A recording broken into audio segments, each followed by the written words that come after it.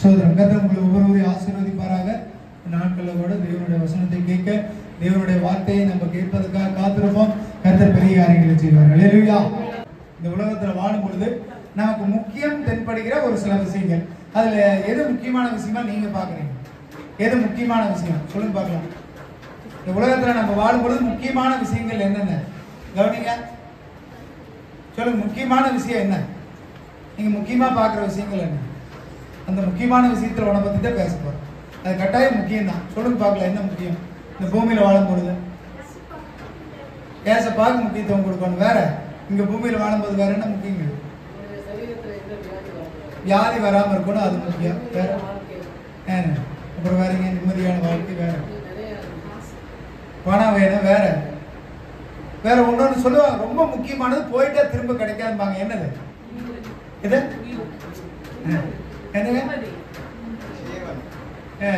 சரி, வேற ஒன்னும் நல்ல நீங்க வாழும் பொழுது வாழ்ந்து இப்போ ஒரு டைம் விட்டுட்டா திரும்ப கிடைக்காதுப்பாங்க. சரி, வேற வாழ்ந்துகிட்டு இருக்கும் பொழுது நமக்கு ஒண்ணு அதை விட்டுட்டோம்னா திரும்ப அது நமக்கு கிடைக்காது. டைம். நேத்தை விட்டுட்டா திரும்ப கிடைக்குமா? நேத்து போனதுதான். ஒரு மணி நேரம் தாண்டினது. அந்த ஒரு மணி நேரத்தை திரும்ப போய் நம்மளால எடுக்க முடியுமா? நேரம் காலம் கண் போன்றதா? காலம் கண் போன்றது, நேரம் பொன் போன்றது. என்னங்க? அப்ப இந்த நேரத்தை தவற விட்டுட்டீங்கன்னா, இந்த நேரம் போயிருச்சுன்னா நம்மளால திரும்ப எடுக்கவே முடியாது. அல்லேலூயா. இப்ப ஸ்டீபன் அண்ணா, நான் கடைவீதி வாங்க, கன்னியா பேக்கரிக்கு வாங்க, டீ குடிக்கலான்னு சொல்லி ஸ்டீபன் அண்ணே எங்கிட்ட சொல்றாரு. ஒரு 8:30 மணிக்கு வர சொல்றாரு. அவர் எவ்வளவு நேரம் டீ குடிக்கிறதுக்காக காத்திருப்பாரு எனக்காக? 10 நிமிஷம். ரொம்ப பிடிச்சவங்கன்னா அதிகபட்சம் அரை மணி நேரம். டீ சொல்லி வந்து டீ டேபிள்ல இருக்கும்போது அவர் காத்துக்கிட்டே இருப்பாரா? எவ்வளவு நேரம் காத்திருப்பாருங்க? கொஞ்ச நேரம் காத்திருப்பாங்க. மனுஷனுடைய காத்திருப்புல என்ன தெரியுமா இருக்குங்க? முதல்ல கொஞ்ச நேரம் காத்திருப்பாங்க. ஒரு 10 நிமிஷம் காத்திருந்து வரலன்னா உடனே அவர் என்ன செய்வார்? எனக்கு ஒரு போனை போடுவார். ஏப்பா எங்க இருக்கிற? வந்து இவ்வளவு நேரம் ஆகுது, இன்னும் வரலையா? போனை போடுவாரு. அடுத்தது என்ன பண்ணுவாரு? போன் பண்ணி வரலீனா கிளம்பிடுவாரு. கிளம்பிட்டு என்ன சொல்லுவாரு? சரி இப்ப வரல, நான் அந்த இடத்துக்கு போறேன், நீ அங்க வா, என்ன பண்ணலாம்? டீ குடிச்சுக்கலாம். அல்லேலூயா. மனுஷனுடைய காத்திருப்புல கொஞ்ச நேரம் தாங்க. நேரம் நமக்காக காத்திருக்காதுங்க. நம்மளும் யாருக்காகவும் காத்திருக்க மாட்டோம். அல்லேலூயா. ஆனா எல்லாத்தையும் தாண்டி நமக்காக காத்திருக்கிறவர் ஒருவர் இருக்கிறார். அல்லேலூயா. அவர் நேரம் காலம் பார்க்க மாட்டாரு, நாள் கிழமை பார்க்க மாட்டாரு, நல்லவனா கெட்டவனா பார்க்க மாட்டாரு. நீ வந்தா மட்டும் போதும் உங்களுக்காக காத்து கொண்டிருப்பார். அல்லேலூயா. யோவான் 4வது அதிகாரம் 8வது வசனம் வாசிங்க. அப்பொழுது சமாரியா நாட்டாளாகிய ஒரு ஸ்திரீ தண்ணீர் மொள்ள வந்தால், இயேசு அவளை நோக்கி, தாகத்துக்கு தா என்றார். ஆமென். அல்லேலூயா. அல்லேலூயா. இப்போ இந்த வசனத்துல என்ன நடக்குதுன்னா, ஒரு சமாரியா ஸ்திரீ தண்ணி முழுவதற்காக ஒரு மதிய நேரத்துக்கு வர்றாங்க. இயேசு அந்த இடத்துல இருக்கிறாரு. இயேசு அந்த ஸ்திரீயை பார்த்து கேட்கிறாரு, எனக்கு கொஞ்சம் குடிக்கிறதுக்கு தண்ணி கொடு அப்படிங்கிறாரு. அல்லேலூயா. இதுக்கு முன்னாடி என்ன நடந்ததுங்கிறத 4வது வசனத்துல இருந்து வாசிங்க. 4வது வசனத்துல இருந்து 7வது வசனம் வரைக்கும் வாசிங்க. அவர் சமாரியா நாட்டின் வழியாய் போக வேண்டியதாய் இருந்தபடியால் யாக்கோபு தன் குமாரனாகிய யோசேப்புக்கு கொடுத்த நிலத்துக்கு அருகே இருந்த சமாரியாவில் உள்ள சீகார் என்னப்பட்ட ஊருக்கு வந்தார். அங்கே யாக்கோபுடைய கிணறு இருந்தது. இயேசு பிரயாணத்தினால் இளைப்படைந்தவராய் அந்த கிணற்று அருகே உட்கார்ந்தார். அப்பொழுது ஏறக்குறைய 6ஆம் மணி வேளையாய் இருந்தது. அவருடைய சீஷர்கள் போஜன பதார்த்தங்களை கொள்ளும்படி ஊருக்குள்ளே போயிருந்தார்கள். ஆமென். அல்லேலூயா. இயேசு பிரயாணப்பட்டு அந்த வழியா வர்றாரு. அப்ப என்ன ஆகுதுங்க? அந்த ஊர் வழியா வரும் பொழுது அந்த இடத்துல அழகா ஒவ்வொரு வசனத்தையும் சொல்றாங்க பாருங்க. யாக்கோபு வெட்டி வச்ச ஒரு கிணத்து பக்கத்துல அவர் உட்கார்றார். அல்லேலூயா. இப்ப என்ன சொல்லப்படுகிறது? அவர் அந்த வழியா வருகிறார். அவருக்கு பசியாயிற்று, இளைப்படைந்து விட்டார். அவர் ஒரு இடத்துல உட்கார்ந்து இருக்கிறார். சீசர்கள் உணவு வாங்க போயிருக்கிறாங்க. அல்லேலூயா. அவர் எங்க வேணாலும் உட்கார்ந்துருக்கலாம். அதை ஏன் குறிப்பா சொல்லணும்? யாக்கோபு வெட்டி வைத்து துறவண்டையில் அவர் ஏன் உட்கார்ந்துருக்கிறார்னு சொல்லணும்? அந்த அண்டைக்கு ஒரு ஸ்திரீ இப்ப வர்றாங்க. எதுக்கு வர்றாங்க? தண்ணீர் மொண்டு கொள்வதற்காக வருகிறாங்க. அல்லேலூயா. இந்த வார்த்தையில தெளிவா நீங்க புரிஞ்சு கொள்ள வேண்டிய அர்த்தத்தை புரிஞ்சுக்குங்க. யாக்கோபின் சந்ததி தான் அனைவரும். இந்த சமாரியா ஸ்திரீக்கு ரட்சிப்பு கிடையாது, யூதர்களுக்கு தான் ரட்சிப்பு. சமாரியா ஸ்திரீங்கிறது ஒரு புறஜாதியான ஸ்திரீ. 9வது வசனத்தை எடுத்து வாசிங்க. யூதர்கள் சமாரியருடனே சம்பந்தம் கலவாதவர்களாய் இருந்தபடியால் சமாரிய ஸ்திரீ அவரை நோக்கி, நீ யூதனாய் இருக்க சமாரிய ஸ்திரீயாகிய என்னிடத்தில் தாகத்துக்கு தா என்று எப்படி கேட்கலாம் என்றாள். ஆமென். அல்லேலூயா. சமாரியா ஸ்திரீகிட்ட பேசக்கூடாது, தொடக்கூடாது, ஒரு பொருளையும் வாங்கக்கூடாது. ஆனா அந்த சமாரிய ஸ்திரீ எங்க தண்ணி வர்றாப்ல, எங்க வர்றாங்க? யாக்கோபு வெட்டி வச்ச அந்த துறவண்டைக்கு வர்றாங்க. அல்லேலூயா. நம்ம எப்பேற்பட்ட புறஜாதியர்களா வேணா இருக்கலாம், ஆண்டவரை தெரிந்து கொள்ளாதவர்களா இருக்கலாம், நம்ம ஒரு நாள் கட்டாயம் அந்த சந்ததியை தேடித்தான் நம்ம வந்தாகணும். அல்லேலூயா. நீங்க எந்த சந்ததியிலிருந்து வந்திருக்கலாம், எந்த ஜாதியிலிருந்து வேணாலும் வந்திருக்கலாம், ஆனா நம்ம எல்லாம் வந்த ஒரே ஜாதி, ஒரே சந்ததி. அது யாருடைய சந்ததி? யாக்கோபின் சந்ததி, இயேசுவின் சந்ததி. அல்லேலூயா. அந்த சமாரிய ஸ்திரீ ரட்சிக்கப்படாதவள், இயேசுவை அறியாதவள், அவளுக்கு ரட்சிப்பு கிடையாது. தகுதியற்றவளை தகுதியாக மாற்றுவதற்காக ஆண்டவர் காத்திருந்தார். அல்லேலூயா. சொல்லுங்க, தகுதியற்றவர்களையும் தகுதியாய் மாற்றுவதற்கு இயேசு காத்திருந்தார். அவன் வருவாங்கிறது நிச்சயம் தெரியும். காரணம் என்ன? நம்மளாம் அழைக்கப்பட்டவர்கள். அல்லேலூயா. நம்ம புறஜாதியர்களா இருக்கும் பொழுது, இயேசுவை அறியாதவர்களா இருந்தாலும் நம்ம யாருடைய சந்ததி தான்? ஆபிரகாமின் சந்ததி, யாக்கோபின் சந்ததி தான். நிச்சயம் ஒரு நாள் அந்த இடத்துக்கு நீங்க வந்தே தெரிவிங்கன்னு ஆண்டவருக்கு தெரியும். அதனால ஆண்டவர் அந்த இடத்துல காத்துக்கிட்டு இருக்கார். அல்லேலூயா. வந்த ஆண்டவர் நம்மளை விட்டுருவாரா? விட மாட்டார். தகுதி இல்லைனாலும் பரவாயில்ல, தகுதி உடையவர்களாய் மாற்றுவது ஆண்டவரின் வேலையா இருக்கிறது. அடுத்த வசனத்தை வாசிங்க, 10வது வசனம். நீ தேவனுடைய ஈவையும் தாகத்துக்கு தா என்று உன்னிடத்தில் கேட்கிறவர் இன்னார் என்பதையும் அறியாது இருந்தாயானால் நீயே அவரிடத்தில் கேட்டிருப்பாய், அவர் உனக்கு ஜீவ தண்ணீரை கொடுத்திருப்பார் என்றார். ஆமென். அல்லேலூயா. உங்களுக்கு அழியாத, ஒண்ணு இழக்க முடியாத நிரந்தரமான ஒரு தீர்வை யாரால தான் கொடுக்க முடியும்? இயேசுவால தான் கொடுக்க முடியும். நீங்க ஜாதியா தெரிந்து கொள்ளப்பட்டீங்க, அந்த இடத்துக்கு அந்த நீரூற்றண்டைக்கு கட்டாயம் வந்துதான் ஆகணும். இந்த உலகத்துல பூமியில வாழும் பொழுது இயேசுவை அறியாதவங்க ஒருத்தருமே கிடையாது. எப்ப இயேசுவை அறிஞ்சு கொள்ளணும்னு நீங்க நினைக்கிறீங்களோ அப்பவே ஆண்டவர் அந்த இடத்துல காத்துக்கிட்டு தான் இருக்கிறார். அல்லேலூயா. அப்ப அந்த ஸ்திரீட்ட ஆண்டவர் கேட்கிறாரு, தண்ணி கொடுன்னு. அப்ப இந்த சமாரிய ஸ்திரீ சொல்றாரு, நீங்க எங்கிட்ட கலக்க கூடாது, எங்கிட்ட பேசக்கூடாது, நீங்க எப்படி தண்ணி கேட்பீங்கன்னு சொல்லும் பொழுது ஆண்டவர் சொல்றாரு, கேட்கிற நான் நீ யாருன்னு தெரிஞ்சுக்கிட்டீங்கன்னா என்னைக்குமே உனக்கு வந்துட்டு தாகம் எடுக்காத ஜீவ தண்ணீரை உனக்கு நான் தருவேன். அல்லேலூயா. நம்ம எல்லாமே ஆண்டவரால் தெரிந்து கொள்ளப்பட்ட ஒரு சன்னதிங்க. அவருடைய சமூகத்துக்கு ஏதோ ஒரு சூழ்நிலையில ஆண்டவரை பத்தி கேட்கக்கூடிய ஒரு வாய்ப்பு நமக்கு கிடைச்சே தீரும். அப்படி கிடைச்சதுனாலதான் புறஜாதியா இருக்கிற நமக்கு ஆண்டவர் நமக்கு ஜீவ தண்ணீரை கொடுத்தாரு. அல்லேலூயா. இல்லைன்னா இன்னைக்கு நம்ம எங்கேயோ ஒரு மூலையில சுத்திக்கிட்டு தான் இருந்திருப்போம். இன்னைக்கு தேவனுடைய ஆலயத்துக்குள்ள அவருடைய சமூகத்துல உட்கார்ந்துருக்குன்னா காரணம் என்ன? அவரை அறிஞ்சு தெரிஞ்சு ஆண்டவர் நமக்காக காத்திருந்து நமக்கு ஜீவ தண்ணீரை கொடுத்ததுனாலதான் நம்ம இன்னைக்கு இங்க இருக்கிறோம். அல்லேலூயா. அப்படி சமாரியனா இருந்த சமாரியர்களா இருந்த நம்மள ஆண்டவர் கூப்பிட்டு ஆண்டவர் நமக்கு ஜீவ தண்ணீரை தந்திருக்கிறார். அல்லேலூயா. 11வது வசனத்துல இருந்து 14வது வசனத்து வரைக்கும் பாத்தீங்கன்னா அப்படி சமாரிய ஸ்திரீட்ட கொஞ்ச நேரம் பேசுறாரு. ஏன்னா இயேசுவை அறிந்து கொள்வது, இயேசுவை பற்றிக் கொள்வது லேசான காரியம் இல்லை. இப்ப நம்ம ஒரு புதுசா ஒருத்தர் ரட்சிப்புக்குள்ள கூட்டு வரணும்னு சாதாரண விஷயமா? அவர்கிட்ட நிறைய பேசணும், நிறைய சுவிசேஷம் சொல்லணும், நிறைய அவர்கிட்ட எடுத்து சொல்லும் பொழுதா அவர்கள் இயேசுவை அறிந்து கொள்கிறார்கள். அல்லேலூயா. சமாரிய ஸ்திரீக்கு ஆண்டவர் நிறைய காரியங்களை வெளிப்படுத்துகிறார். இப்ப இந்த ஸ்திரீட்ட எல்லாம் சொன்னதுக்கு அப்புறம் அவர் என்ன தெரியுமா கேட்கிறாப்ல? ஆண்டவரே, அப்படி ஒருவேளை ஜீவ தண்ணீர்னு ஒண்ணு இருந்ததுன்னா அதை எனக்கு கொடுங்க ஆண்டவரே, எனக்கு என்னைக்குமே தாகம் எடுக்கக்கூடாதுன்னு ஆண்டவரே. அல்லேலூயா. இந்த உலகத்துல வாழும் பொழுது எல்லா நேரத்துக்கும் தேவை. ஸ்டீபன் கூப்பிட்டு பணம் வந்துட்டு நான் உனக்கு தரப்பா, இந்த பணத்தை கொடுத்தனா உனக்கு எடுக்க குறையாது, எப்பவுமே பண தேவை வராது அப்படின்னு சொன்னா நீங்க அந்த பணத்தை கேட்பீங்களா கேட்க மாட்டீங்களா? இப்ப நான் ஒரு நோட்டு தரேன், நீ அதை கையில வச்சிருந்தீங்கன்னா உனக்கு பணப்பற்றாக்குறையே வராதுன்னு சொல்லும் போது என்ன கேட்பீங்க? சரிங்க, அதை உனக்கு கொடுக்கறது கேட்போமா இல்லையா? அப்படித்தான் அந்த ஸ்திரீ கேட்டா, ஆண்டவரே ஒருவேளை எனக்கு அந்த ஜீவ தண்ணீர் தரணும்னு சொன்னா நீங்க தாங்க ஆண்டவரேன்னு சொல்லி. அல்லேலூயா. இந்த உலகத்துல வாழும் பொழுது தேவைகள் இருந்துகிட்டே இருக்குங்க. நமக்கு தேவை இல்லாம யாருமே இருக்க முடியாது. எல்லாத்துக்கும் தேவை இருக்கு, எல்லாத்துக்கும் வாஞ்சி இருக்குது. இந்த தேவை வாஞ்சி உள்ளவர்களுக்கு ஆண்டவர் சொல்றாரு, நீ என்கிட்ட வா, இனிமேல் எப்பவும் தேவைப்படாத ஒண்ணு உனக்கு தரங்கிறாரு. அல்லேலூயா. அப்ப இந்த தாகம் நமக்கு போகணுங்க. இந்த பூமியில இருக்கிற வரைக்கும் நமக்கு என்ன தாகுங்க? பணத்துல தாகம், பொருள்ல தாகம், வேலையில தாகம், குடும்பத்துல தாகம், சொந்த பந்தத்துல தாகம், இப்படி அநேக காரியங்களுக்கு நம்ம தாகம் எடுத்தவர்களா ஓடிட்டு இருக்கிறோம். ஆண்டவர் சொல்றாரு, இந்த தாகம்லாம் என்னைக்கு இருந்தாலும் திரும்ப திரும்ப வந்துட்டு தான் இருக்கு. ஆண்டவராகிய இயேசு கிறிஸ்துவை தெரிந்து கொள்வதே உங்களுடைய எல்லா தாகத்துக்கும் தீர்க்கிற ஜீவ தண்ணீரா இருக்கும். அல்லேலூயா. அந்த ஜீவ தண்ணீர் ஆகிய ரட்சிப்பை ஆண்டவர் உங்களுக்கு தருகிறார். அல்லேலூயா. இந்த நாள்ல தேவன் உங்களுக்காக காத்திருக்கிறார்.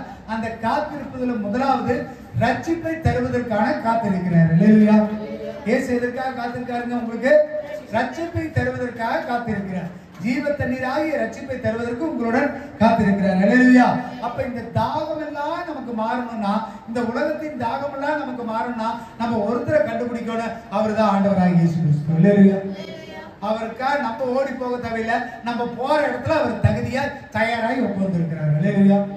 நீங்க கண்ணை திறந்து பார்த்து அவர்கிட்ட கொஞ்ச நேரம் பேசுனீங்கன்னா போதும், அவரே உங்க தாகத்தை எல்லாம் தீர்த்திடுவார். அல்லேலூயா.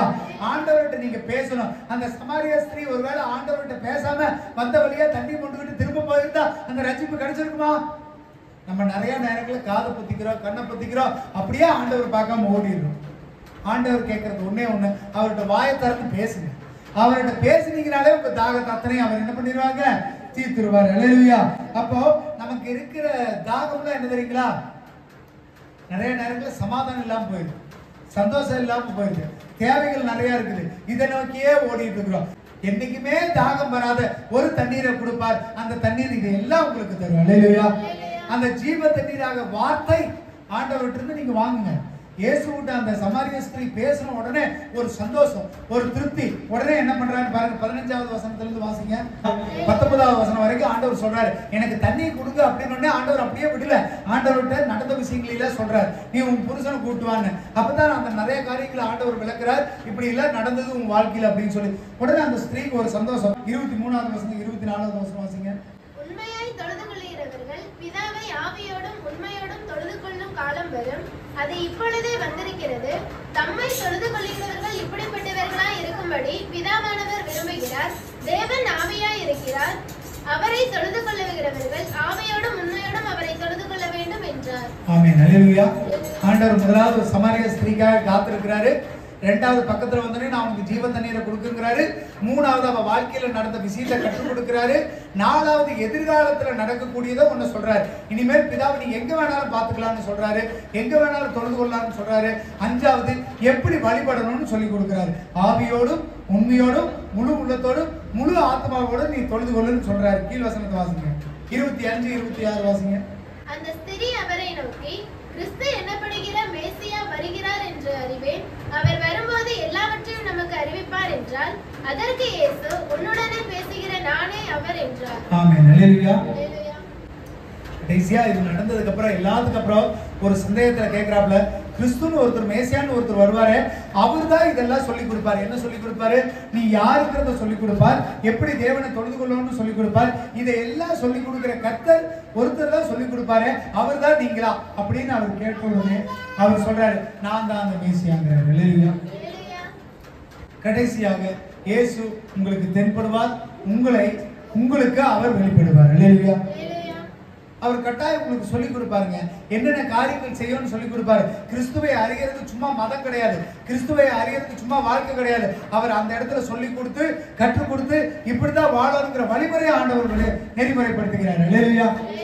அப்ப ஆண்டவர் தான் செய்ய முடியும், இயேசுவால் தான் இதை கற்றுக் கொடுக்க முடியும் ஆண்டவர் வெளிப்படுத்துறார். அப்படி சொன்ன உடனே மேசியா நான் தாங்கிறத அவர் புரிந்து கொள்கிறார்கள். அல்லேலூயா. முதல் கட்டம் என்னாச்சுங்க? முடிஞ்சது. நான் தான் மேசியாங்கிறத சொல்லி கொடுத்துட்டார், ரட்சிப்பை உங்களுக்கு கொடுத்துட்டார். 28வது வசனம் 29வது வசனம் வாசிங்க. அப்பொழுது அந்த ஸ்திரீ தன் குடத்தை வைத்துவிட்டு ஊருக்குள்ளே போய் ஜனங்களை நோக்கி, நான் செய்த எல்லாவற்றையும் ஒரு மனுஷன் எனக்கு சொன்னார், அவரை வந்து பாருங்கள், அவர் கிறிஸ்துதானே என்றார்.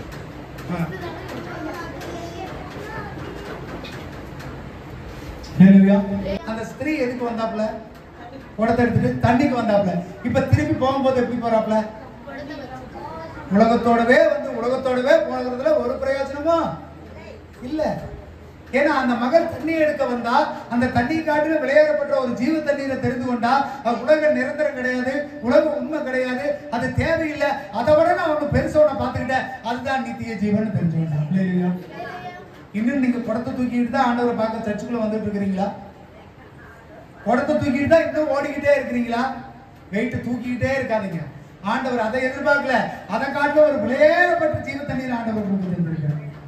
குடம்ங்கிற கவலை, குடம்ங்கிற கண்ணீர், குடம்ங்கிற பிரச்சனை, குடம்ங்கிற குடும்பம், என்னால பிரச்சனை, தொந்தரவு, கவலை, கஷ்டம், கண்ணீர், வேலைன்னு அதை தூக்கிட்டே தெரியாது, அதை இறக்கி வைங்க இன்னைக்கு ஆண்டவர் சொல்றேன். உங்க வேலையோ, உங்க குடும்பமோ, உங்க பிள்ளைகளோ, உங்களுடைய சொந்த பந்தமோ, உங்களுடைய கவலையோ கண்ணீரோ உங்களுக்கு ஜீவ தண்ணீரை தராது ஒரு நாளைக்கு. அந்த குடத்தை முதல்ல இறக்கி வைங்க. ஏன்? நீங்க ரட்சிப்புங்கிற கிறிஸ்துவை கண்டறிஞ்சிட்டீங்க. ஆண்டவர் ஜீவ தண்ணீரை உங்களுக்கு தந்துட்டாரு. அந்த ஜீவ தண்ணீரை பெற்றுட்டு இன்னும் குடத்தை வச்சுக்கிட்டு இருக்கிறீங்க. அந்த குடம் அந்த ஸ்திரீக்கு தேவைப்படல. காரணம் என்ன? அந்த ஸ்திரீக்கு ஜீவ தண்ணீர் எதுங்கிறத தெரிஞ்சிருச்சு. நீ கண்டுபிடிச்சிருக்கிறீங்களா எது ஜீவ தண்ணீர்னு? உலகம் தான் உங்களை நித்திய ஜீவனுக்கு கூட்டிட்டு போக போதா? உங்க குடும்பம் உங்களை நித்திய ஜீவனுக்கு கூட்டிட்டு போதா? உங்க வேலை நித்திய ஜீவனுக்கு கூட்டிட்டு போதா? உங்க சொந்த பந்த நித்திய ஜீவனுக்கு கூட்டிட்டு போறாங்களா? ஒருத்தரும் கூட்டிட்டு போக மாட்டாங்க. ஜீவ தண்ணீராகிய ரட்சிப்பை தருகிற மேசியா தான் உங்களை நித்திய ஜீவனுக்கு கூட்டிட்டு போவாங்க. அல்லேலூயா. எப்போ உங்க கொடை கீழே இறங்குதோ அப்பதான் உங்களால ஓடி போக முடியும். அல்லேலூயா. அந்த ஸ்திரீ அதே குடத்தை வச்சுக்கிட்டு, எப்ப வந்த வேலை முடியல, நான் போன வேலை முடியல, நான் வேலையை முடிச்சுக்கிட்டு தான் நான் ஊருக்குள்ள போவேன்னு நினைச்சிருந்தா நிச்சயமா அந்த ஸ்திரீனால வேகமா போயிருக்க முடியாது. ஊருக்குள்ள நற்செய்தி சொல்லி இருக்க முடியாது. அந்த ஸ்திரீ நிமித்தம் நீங்க கீழ் வசனத்தை வாசித்தீங்கன்னா தெரியும். 30வது வசனம் வாசிங்க. அப்பொழுது அவர்கள் ஊரிலிருந்து புறப்பட்டு அவரிடத்தில் வந்தார்கள். அப்பொழுது அவர்கள் ஊரிலிருந்து புறப்பட்டு அவரிடத்தில் வந்தார்கள். இந்த சமாரிய ஸ்திரீ போய் சொல்லணும்னா ஆண்டவர் ஒருத்தர் இருக்கிறார் இந்த மக்களுக்கு தெரியுமா? இப்ப ஊர்ல இருக்கிற எல்லாரும் ஆண்டவரை நோக்கி வந்தார்களா? காரணம் என்ன? இந்த சமாரிய ஸ்திரீ போய் சொல்லிக்கிறாப்ல, நான் ஒருத்தர் பார்க்க போயிருந்தேன், அவர் என்கிட்ட நடந்ததெல்லாம் சொன்னாருப்பா, நீங்களும் வந்து பாருங்க, அது உண்மையான சொல்லி. அல்லேலூயா. இரண்டாவது நீங்க செய்ய வேண்டியது, நீங்க பெற்ற ரட்சிப்பை மற்றவர்களுக்கு அறிவிப்பது. அல்லேலூயா. அந்த ரட்சிப்பை அறிவிக்கணும். உங்க இடுப்புல குடம் இருந்தா உங்களால அறிவிக்க முடியாது. அந்த குடத்தை இறக்கி வச்சா மட்டும் தான் உங்களால அறிவிக்க முடியும். எப்ப எனக்கு குடும்பம், குழந்தைங்க, பிள்ளை குட்டி, வேலை, சமுதாயம், அந்தஸ்து, ஆஸ்தின்னு சொல்லி அதை புடிச்சுக்கிட்டு இருக்கிறீங்களோ, இயேசுவை உங்களால அறிவிக்கவே முடியாது. இயேசுவை பற்றி உங்களால சொல்லவே முடியாது. நீங்களே சரியில்லை, நீங்க எப்படி ஆண்டவரை பத்தி சொல்லுவீங்க? குடத்தை இறக்கி வைங்க. ரட்சிப்பு கொடுத்துட்டாரு இல்லையா? புறஜாதிகரா இருந்தவங்க உங்களை ஆண்டவர் ஏத்துக்கிட்டாரா இல்லையா? விளையாடப்பட்ட ரட்சிப்பை பட்டுக்கிட்டு இன்னும் நீங்க பார்த்து சுமந்துக்கிட்டே இருக்கிறீங்களா? அந்த ஸ்திரீ குடத்தை வச்சுட்டு ஓடுனாப்ல. இன்னைக்கு எத்தனை பேர் குடத்தை வச்சுட்டு ஓடுறதுக்கு ரெடியா இருக்கிறீங்க? அப்படி போய் நீங்க சொன்னா மாத்திரம் தான் அந்த ஊர்க்காரர்கள் வருவார்கள். 39ல இருந்து 42 வரைக்கும் வாசிங்க. நான் செய்த எல்லாவற்றையும் எனக்கு சொன்னார் என்று சாட்சி சொன்ன அந்த ஸ்திரீயினுடைய வார்த்தையை நிமித்தம் அந்த ஊரில் உள்ள சமாரியரில் அநேகர் அவர் மேல் விசுவாசம் உள்ளவர்களானார்கள். சமாரியர் அவரிடத்தில் வந்து தங்களிடத்தில் தங்க வேண்டும் என்று அவரை வேண்டிக் கொண்டார்கள். அவர் 2 நாள் அங்கே தங்கினார். அப்பொழுது அவருடைய உபதேசத்து நிமித்தம் இன்னும் அநேகம் பேர் விசுவாசித்து அந்த ஸ்திரியை நோக்கி, உன் சொல்லி நிமித்தம் அல்ல, அவருடைய உபதேசத்தை நாங்களே கேட்டு அவர் மெய்யாய் கிறிஸ்துவாகிய உலக ரட்சகர் என்று அறிந்து விசுவாசிக்கிறோம் என்றார். ஆமென். அல்லேலூயா. இன்னைக்கு நீங்க வந்துட்டு ஏதாவது உலகத்துல செஞ்சிட்டீங்கன்னா சொல்லுவாங்க, ஏய் நீ சொன்னதுனாலதான் நான் செஞ்சேன், இப்ப இப்படி ஆயிடுச்சுன்னு கேட்பாங்களா கேட்க மாட்டாங்களா? ஆனா இந்த புறஜாதிகள் சொல்றாங்க பாருங்க, நீ சொன்னதுனால நான் நம்பல, அவர் சொன்ன வார்த்தை கேட்டு நான் நம்பி நானே ரட்சிக்கப்பட்டு விசுவாசிச்சேங்கிறாரு. அல்லேலூயா. உங்களால நீங்க ரட்சிப்படைஞ்சு ரட்சிப்பை பெற்றுக்கொண்டு நீங்க இருக்கிற சந்தோஷத்தை, சமாதானத்தை, சுகத்தையும் பார்த்து ஒருத்தர் ஏற்றுக்கொண்டாலோ இல்ல நீங்க மற்றவங்களுக்கு சுவிசேஷத்தை சொன்னாலோ அவன் நிச்சயமா கெட்டு போக மாட்டான். அவன் உங்களை கை நீட்டி ஏன்டா எனக்கு சொன்னேன்னு கேட்க மாட்டான். காரணம் என்னன்னா அவனே இயேசுவை அறிந்து கொள்ளுவான். அல்லேலூயா. நீங்க சொன்னதுனால நான் கெட்டு போயிட்டு ஒருத்தரும் சொல்ல மாட்டாங்க. நீங்க ஒருவேளை இயேசுவை அறிஞ்சு ரட்சிக்கப்பட்டு ஞானஸ்நானம் எடுத்து நான் ரட்சிப்பு பெற்றுட்டேன், நீ ஆண்டவருக்குள்ள வாழ்ந்து சொன்னீங்கன்னா, நான் சொன்னதுனால நான் கெட்டு போயிட்டேன்னு சொல்றது ஆண்டவர் உங்களை விடவே மாட்டார். இல்லையா? ஒருவேளை இந்த சமாரிய ஸ்திரீ சொன்னதை கேட்டு ஒரு சிலர் நம்பி இருந்தாங்கன்னா நிச்சயம் பின்வாங்கி போயிருப்பாங்க. ஆனா அந்த இடத்துல அந்த வார்த்தை சொல்லப்படுகிறது, நீ சொன்னதுனால நான் நம்பல, இயேசுதான் மெய்யான கடவுள் நானே புரிஞ்சுக்கிட்டேன்னு சொன்னாங்க. இல்லையா? அப்ப நீங்க முதலாவது ரட்சிப்பை பெற்றுக்கொள்ள வேண்டும். புறஜாதிகராகிய நமக்கு, சமாரியர்களாகிய நமக்கு, சமாரிய ஸ்திரீ புறஜாதிகர், அவர்களோடு சேரக்கூடாது, அவர்களோடு யூதர்கள் போகக்கூடாது, அவர்களுக்கு சத்தியத்தை சொல்லக்கூடாது, அவர்களுக்கு நித்திய ஜீவன் கிடையாது. புறஜாதிகர் யாருங்க? நம்மதான். சமாரியர்கள் யாருங்க? நம்மதான். ஆண்டவர் நமக்காக காத்திருந்தாரா இல்லையா? கிடத்துக்கிட்ட உட்கார்ந்துருந்தாரா இல்லையா? மத்தியான நேரத்துல நீ எப்படி இருந்தாலும் வருவேன், ஒரு காலத்துல இயேசுவை பற்றி தெரிஞ்சு வருவேன், என்கிட்ட வரும்பொழுது வார்த்தை சொல்றதுக்கு ஆண்டவர் காத்திருக்கிறார். அப்படி காத்திருக்கும் பொழுது ஆண்டவர்கிட்ட பேசுங்க. போன்ல பேசுறத நிறுத்துங்க, மத்தவங்கிட்ட பேசுறத நிறுத்துங்க, சொந்த பந்தவங்கிட்ட பேசுறத நிறுத்துங்க. ஆண்டவர் உங்களுக்காக காத்துட்டு இருக்கிறாரு, அவர்கிட்ட பேசுங்க. இல்லையா? ஆண்டவர்கிட்ட பேசினா நீங்க யாருங்கிறத உங்களுக்கு புரிய வைப்பார், என்னங்கிறத சொல்லி கொடுப்பார். என்னைக்கும் வற்றாத ஜீவ தண்ணீராகிய ரட்சிப்பையும் நித்திய ஜீவனையும் உங்களுக்கு தருவார். அந்த ரட்சிப்பை பெற்றுக்கொண்ட நீங்க என்ன செய்யணும்? உங்க கடமை என்ன? சமாரிய ஸ்திரீ என்ன பண்ணா? மற்றவர்களுக்கு போய் ஓடி போய் அறிவிச்சா. அந்த அறிவிக்கிறதுக்கு முன்னாடி திரும்ப இந்த உலகத்தை தூக்கிட்டு சுமக்காதீங்க, அந்த குடத்தை இறக்கி வச்சுட்டு ஓடினாலும். அல்லேலூயா. ரட்சிப்பு பெற்றுக்கிட்டீங்களே, நித்திய ஜீவனை பெற்றுக்கிட்டீங்களே, என்ன எதுக்கு உலகத்தை தூக்கிட்டே தெரியுறீங்க? உலகம்ங்கிற குடத்தை தூக்காதீங்க. அந்த குடத்துக்குள்ள பாவம் இருக்குது, அக்கிரமம் இருக்குது, விபச்சாரம் இருக்குது, வேசித்தனம் இருக்குது, அதுல கவலை இருக்குது, அதுல கஷ்டம் இருக்குது, கண்ணீர் இருக்குது. அந்த குடத்தை இன்னைக்கே இருக்கிறீங்க. அல்லேலூயா. நீங்க கவலையிலையும் கம்பளையிலையும் அழுதுகிட்டு இருந்துட்டு ஆண்டவருடைய ரட்சிப்பை சொன்னா மத்தவ ஏத்துக்குவானா? உனக்கே விடிவு காலம் இல்லை. நீயே ஜெபம் பண்ற, நீயே பணம் இல்லாம இருக்கிற, நீயே பரதேசியா இருக்கிற, நீ சொல்லி நான் எப்படி கேட்பேன்? முதல்ல அந்த குடத்தை இறக்கி வைங்க, அப்பதான் உங்களால ரட்சிப்பை மற்றவர்களுக்கு சொல்ல முடியும். இல்லையா? முதலாவது தேவன் உங்களுக்காக காத்திருக்கிறார். ஆண்டவர் உங்களுக்கு ரட்சிப்புங்கிற விலையேறப்பட்ட நித்திய ஜீவனை கொடுக்க காத்திருக்கிறார். ரட்சிப்பை பெற்ற நம்ம மற்றவர்களுக்கு ரட்சிப்பை அறிவிப்பது நம்மளுடைய கடமையா இருக்கிறது. அல்லேலூயா. இதனால முதலாவது என்ன பண்ணுங்க? ரட்சிப்பை பெற்றுக்கொள்ளுங்கள். சொல்லுங்க, ரட்சிப்பை பெற்றுக்கொள்ளுங்கள். ரட்சிப்பை மற்றவர்களுக்கு அறிவியுங்க. ரட்சிப்பை பெற்றுக்கொள்ளுங்கள், ரட்சிப்பை மற்றவர்களுக்கு. அதுக்கு முன்னாடி எதை இறக்கி வைக்கணும்? உலகத்தை இறக்கி வைங்க. உலகத்தை இறக்கி வைக்காம ரட்சிப்பு, அவர் ரட்சிப்பு கொடுத்ததுக்கு அப்புறம் தூக்கிட்டே சுத்துறீங்கன்னா அது உங்க தலையெழுத்து. ஒரு கதை இருக்குது, அநேக நேரம் கேட்டிருக்கீங்க. ரோட்ல ஒரு அம்மா ரொம்ப வெயிட் தலையில தூக்கி வச்சுக்கிட்டு நடந்து போயிட்டு இருந்ததாம். அப்ப மாட்டு வண்டியில ஒருத்தர் வந்திருக்கிறார். அவர் வந்துட்டு என்ன சொல்றாரு? ஏமா பாவமா இருக்குது, உன்னை பார்க்க வாமா வண்டியில ஏறிக்கன்னு சொல்லி அந்த அம்மா வண்டியில ஏற்றிக்கிட்டு ரொம்ப தூரம் போயிட்டே இருக்கிறாரு. போயிட்டு இருந்தாலும் பின்னாடி ஒரு முனவல் சத்தம் கேட்குது. ஐயோ அம்மா கை வலிக்குதே, கால் வலி. இவருக்கு ஏன்டா அந்த அம்மாவை தான் ஏற்றி உட்கார வச்சுருந்தேன், நீ ஏப்பா கத்திக்கிட்டே இருக்குன்னு திரும்பி பார்த்தா வண்டியில ஏறி உட்காந்தம்மா தலையில மூட்டையோடவே உட்காந்துருக்கு. நீங்க தலையில இன்னும் மூட்டையை வச்சுக்கிட்டே தான் இருக்கிறீங்களா? வண்டி எடுத்துக்கிட்டு ஆண்டவர் எதுக்கு வந்தாரு? ஏப்பா நீ மூட்டை இறக்கி வைன்னு, உன் மூட்டையை இறக்கி வைன்னு சொன்னா நீங்க ஜம்முன்னு உட்காந்துக்கிட்டீங்க. ஆனா உங்க மேல இருக்கிற பாரத்தை இறக்கி வைக்க மறந்துட்டீங்க. நேரங்கள் அப்படித்தாங்க. இயேசு வந்துட்டாருன்னா உங்களுக்கு கவலை இல்லை. இயேசு வந்த வீட்டுல கண்ணீர் இல்லை, இயேசு வந்த வீட்டுல குடி இல்லை, இயேசு வந்த வீட்டுல சண்டையிலேன்னு பாட்டு பாடுங்க. அதெல்லாம் நீங்க இறக்கி வச்சீங்களா? குடத்தை இறக்கி வைங்க. சொல்லுங்க, உலகம்ங்கிற குடத்தை இறக்கி வச்சுட்டீங்கன்னா ஃப்ரீ பேட். சொல்லுங்க, ஃப்ரீ பேட். இயேசு வந்தார், இயேசு வந்த வீட்டுல சுகம், இயேசு வந்த வீட்டுல நிம்மதி, இயேசு வந்த வீட்டுல பரிசுத்தம். அதை பெற்றுக்கொள்ள நீங்க ஆயத்தமா இருக்கிறீங்களா? நீங்க தெரிஞ்சுக்கொள்ளுங்க. அல்லேலூயா, சோதரா, அல்லேலூயா. இப்ப முதலாவது ஆண்டவர் ரட்சிப்பு தர காத்திருக்கிறார். இன்னொரு வகை இருக்குது.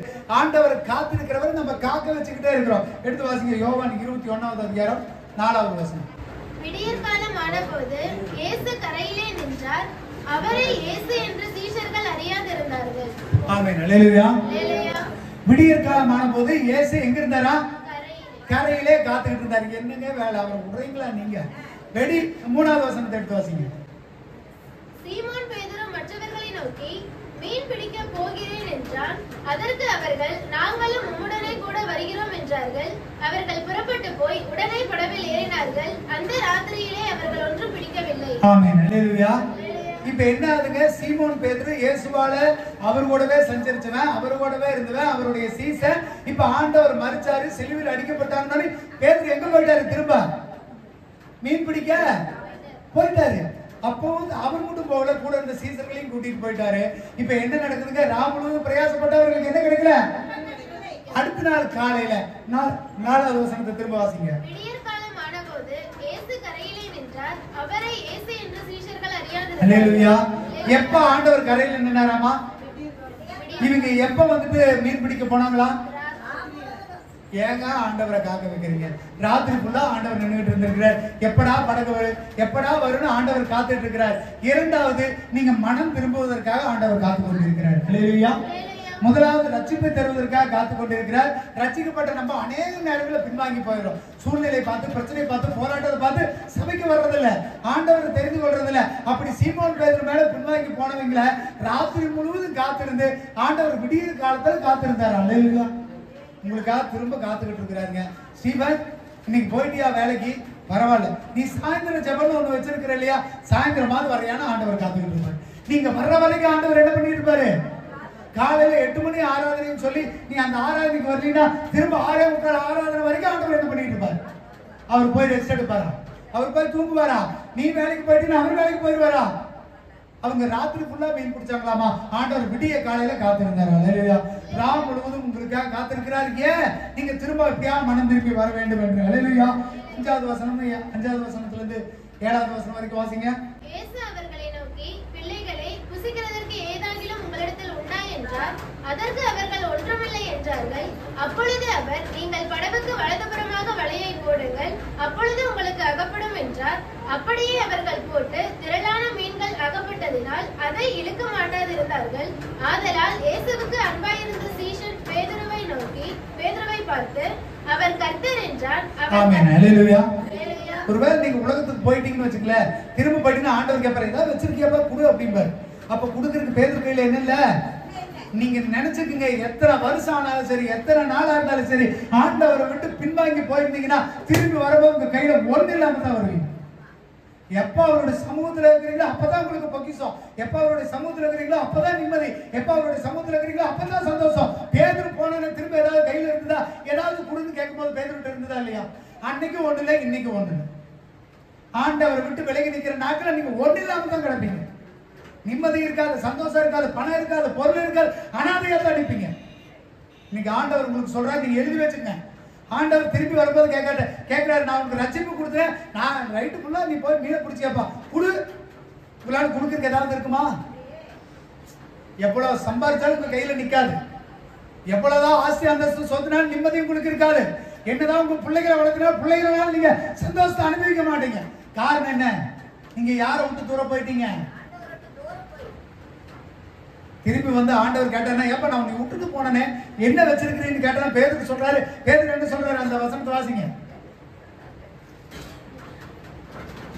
இயேசு அவர்களை நோக்கி, பிள்ளைகளே, புசிக்கிறதற்கு ஏதாகிலும் உங்களிடத்தில் உண்டா என்றார். அதற்கு அவர்கள் ஒன்றுமில்லை என்றார்கள். ஹல்லேலூயா. ஆண்டவர் கொடுக்கறதுக்கு உங்கள்கிட்ட ஒண்ணுமே இருக்காதுங்க. எதுக்காக ரட்சிக்கப்பட்டீங்க? எதுக்காக ஆண்டவர் தெரிஞ்சுக்கிட்டீங்க? ஆண்டவர் கேட்கும்போது என்கிட்ட ஒண்ணும் இல்லைன்னு சொல்றீங்க. நீங்க ஒருவேளை பின்வாங்கி போயிட்டீங்கன்னா, பேதுரு போல திரும்ப நீங்க பழைய வாழ்க்கைக்கே போயிட்டீங்கன்னா, இதுல என்னதான் கண்டம்னு சொல்லி ஓடிட்டீங்கன்னா உங்க கையில ஒண்ணுமே இருக்காது. 9வது வசனத்தை வாசிங்க. அவர்கள் கரையிலே வந்திறங்கின போது கரி நெருப்பு போட்டிருக்கிறதையும் அதின்மேல் மீன் வைத்திருக்கிறதையும் அப்பத்தையும் கண்டார்கள். ஹல்லேலூயா. ஆண்டவர் ஒரு நாளும் உங்களை கைவிட மாட்டாருங்க. நீங்க ஒருவேளை பின்வாங்கி போலாம், உங்களுக்கு கொடுக்கறதுக்கு ஒண்ணு இல்லாம போலாம், ஆனா ஆண்டவர் உங்களுக்காக அப்பத்தையும் மீனையும் வச்சுட்டு ரெடியா இருக்கிறார். உங்களுக்காக காத்திருக்கிறார். பின்வாங்கி போன நீ, ஆண்டவர் விட்டு போன நீ திரும்ப எப்படியாவது வருவ அப்படிங்கிறதுக்கு ஆண்டவர் காத்துக்கிட்டு இருக்கிறார். ஹல்லேலூயா. இன்னைக்கே மனம் திரும்பிடுங்க. ஒருவேளை ஆண்டவரை விட்டு ஆண்டவருக்கு முக்கியத்துவம் கொடுக்காம ஆண்டவருடைய சமூகத்துக்கு வராம வேற எதுக்காவது ஓடிட்டு இருக்கிறீங்களா, உங்க கையில கொடுக்கறதுக்கு ஒண்ணுமே இருக்காது. ஹல்லேலூயா. ஆனா உங்களுக்காக ஆண்டவர் எங்க உட்கார்ந்துட்டு இருக்கிறாருங்க? கரையில உட்கார்ந்துட்டு இருக்கிறாரு. உங்களுக்கு மீனை அப்பத்தி வச்சுட்டு பாப்பா, இப்பவாது சாப்பிடு, இப்பவாது நீ புசித்துரு, திரும்ப எப்படியாவது நீ வா ஆண்டவருக்குள்ள. ஹல்லேலூயா. உங்களுக்கு வார்த்தையாகிய வசனத்தையும் ஆண்டவரையும் நாங்க ஏன் திரும்ப திரும்ப சொல்லிக்கிட்டே இருக்கிறோம்? ஒருவேளை நீங்க மனம் திரும்பாம ஒருவேளை பின்வாங்கி போய் ஆண்டவரை ஏதாவது ஒரு இடத்துல விட்டுட்டீங்கன்னா திரும்ப ஆண்டவர் உங்களுக்காக காத்துக்கிட்டு இருக்கிறாருங்க. நீங்க கெட்டு போவது ஆண்டவருக்கு பிரியமே கிடையாது. எப்படியாவது ஆண்டவருடைய சமூகத்துக்கு ஓடிவாங்க. இன்னைக்கு நீங்க தெரிஞ்சுக்கங்க, ஒருவேளை நீங்க பின்வாங்கி போயிருந்தீங்க, ஒருவேளை ஆண்டவரை விட்டு போயிருந்தீங்கன்னா எப்படியாவது மனம் திரும்பிடுங்க. ஆண்டவர் காத்து இருக்கிறவராக இருக்கிறார். ஹல்லேலூயா. புறஜாதியராகிய நம்மளுக்கு எல்லாம் ரட்சிப்பு கொடுத்து கிறிஸ்தவர்களா நம்ம தெரிஞ்சுக்கிட்டோம். ஆண்டவர் நமக்கு காத்திருந்து நமக்கு ரட்சிப்பு கொடுத்தது ஒரு வகை. இரண்டாவது, நிறைய நேரங்கள் அவர் விட்டு நம்ம ஓடிடுறோம். ஞாயிற்றுக்கிழமை ஆனா ஆண்டவர் கண்ணுக்கு தெரியறது இல்ல, சொந்த பந்தம் வந்துட்டா ஆண்டவர் கண்ணுக்கு தெரியல, பசி எடுத்தா கூட ஆண்டவர் கண்ணுக்கு தெரியறது இல்லைங்க. விட்டுட்டு போறீங்களா, பின்வாங்கி போறீங்களா, ஆண்டவருக்கு இரண்டாவது முறை காத்திருக்கிறார். நீங்க மனம் திரும்பி வரணும்னு ஆண்டவர் காத்திருக்கிறார். ஹல்லேலூயா. எப்படியா மனம் திரும்ப வாங்க, ஆண்டவர் காத்திருக்கிறவரா இருக்கிறார். அந்த காத்திருக்கிறவரை நீங்க ஒரு நாள் காக்க வைக்காதீங்க. ஹல்லேலூயா. இப்ப நீங்க எப்படியாவது பின்வாங்கி போயிருந்தாலோ, ரட்சிப்பை பெறாம இருந்திருந்தாலோ, ஆண்டவர் பின்னாடி நீங்க என்ன பண்ணுங்க? ஓடி பாருங்கள். ஹல்லேலூயா. இயேசுவின் பின்னே ஓடி பாருங்கள். ஹல்லேலூயா. ஆண்டவர் உங்களுக்கு வெளியேறப்பட்ட ஜீவ தண்ணீராகி ரட்சிப்பை கொடுத்துட்டாரு. நீங்க ஒருவேளை ஆண்டவரை ரட்சிப்பை பெற்றுக்கொண்ட நீங்க மனம் மாறி ஆண்டவர் கொடுக்கிற நேரத்தை மற்றவங்களுக்கு கொடுத்திருந்தீங்கன்னா இன்னைக்கே அப்படியே இயேசுவை பின்பற்றி வாருங்கள். ஹல்லேலூயா. இயேசுவை நோக்கி வாருங்கள். இயேசு உங்களுக்காக என்ன பண்ணிட்டு இருக்கிறாங்க? காத்து கொண்டு இருக்கிறார். எவ்வளவு நாளைக்கு காத்துக்கிட்டு இருப்பாரு? காத்து கொண்டிருக்கிற அவரை காக்க வைக்காதீங்க. சரியா ஆண்டவரை பின்பற்றி வாருங்கள். கர்த்தர் உங்களை ஆசீர்வதிப்பார். ஹல்லேலூயா. எல்லாம் கண்களை மூடுவோம், எழுந்து நிற்போம். ஸ்தோத்திரம். மகா இரக்கம் அன்பு தயவு நிறைந்த நல்ல தகப்பனே, ஸ்தோத்திரிக்கிறோம், துதிக்கிறோம். இந்த ஆசீர்வதிக்கப்பட்டதான நல்ல நாளுக்காக உங்களுக்கு நன்றி ஆண்டவரே. இந்த கேட்ட வார்த்தையின் பிரகாரம் கர்த்தர் எங்களுக்காக எப்பொழுதும் காத்துக் கொண்டிருக்கிறீர் ஆண்டவரே. ரட்சிப்பை தருவதற்காக காத்துக் கொண்டிருக்கிறீர் ஆண்டவரே. நாங்க மனம் திரும்புவதற்காக காத்துக் கொண்டிருக்கிறீர் ஆண்டவரே. நீர் கொடுத்த இந்த விலையேறப்பட்ட நித்திய ஜீவனாகிய ரட்சிப்பை நாங்கள் இழந்து போகாதபடி பரத்துல இருந்து எங்களுக்கு ஒத்தாசை அனுப்பி கர்த்தாவே எப்பொழுதும் நாங்கள் உங்கள் பின்னே ஓடி வருகிறவர்களாய் கர்த்தர் எங்களை மாற்றுங்க. வந்திருக்கிற ஒவ்வொரு பிள்ளைகளையும் ஆசீர்வதிங்க. பிதா குமாரன் பரிசுத்த ஆவியினால இவர்களுக்கு எப்பொழுதும் ரட்சிப்புங்கிற சந்தோஷத்தை உண்டு பண்ணுங்க ஆண்டவரே. குடும்பத்தில் இருக்கிற பெரியவர் முதல் சிறியோர் வரைக்கும் ஆசீர்வதிக்கப்பட்டோம். கர்த்தர் ஒவ்வொருவரையும் ஆசீர்வதிங்க. கர்த்தர் இவர்கள் பெற்றுக்கொண்ட ரட்சிப்பை ஒரு நாளும் சத்துரு வஞ்சித்து எடுத்து விடாதபடி கர்த்தாவே எங்களுக்கு நித்திய ஜீவனை எங்களுக்கு பங்களிங்க ராஜா. முழுமையாக உங்களுடைய கருத்தில் அர்ப்பணிக்கிறோம். கர்த்தர் கொடுத்த எல்லா ஈவுகளுக்குமாக, கர்த்தர் கொடுத்த எல்லா கருவிகளுக்குமாக உங்களுக்கு நன்றி செலுத்துகிறோம். கர்த்தர் பெரிய காரியங்களை சந்திச்சு வழி நடத்துங்க, ஆசீர்வதிங்க, பொறுப்படுத்திக் கொள்ளுங்க. இயேசுவின் மூலம் ஜெபிக்கிறோம் நல்ல பிதாவே, ஆமென். அல்லேலூயா, அல்லேலூயா, அல்லேலூயா.